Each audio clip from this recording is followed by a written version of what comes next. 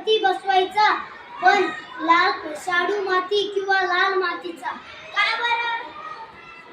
अरे आपल्या शाळेत नाही का सांगितले? काय सांगितले? प्लॅस्टर ऑफ पॅरिसचा गणपती पाण्यात विरघळत नाही, त्यांच्या रंगामध्ये केमिकल असतं. गणेश विसर्जन केल्याने पाण्यातील प्रदूषण होते, पाण्यातील जलचर मरतात. म्हणून तर शाडू माती किंवा लाल मातीचा गणपती बसवायचा.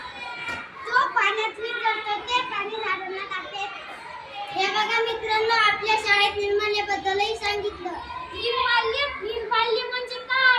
निर्माल्य म्हणजे आपण जे देवाला फुलं, पानं, हार वाहतो ते दुसऱ्या दिवशी निर्माल्य होते व ते इतर तसं न टाकता वेगळे करून ठेवावे. हो मॅडमनी शाळेत सांगितलं की निर्माल्य कचऱ्यात टाकायचं, पाणी टाकायचं नाही, पाण्याने प्रदूषण होते. हे निर्माल्य वाळवले जाते, त्यानंतर त्यापासून अगरबत्ती, धूप अशा वस्तू बनवतात.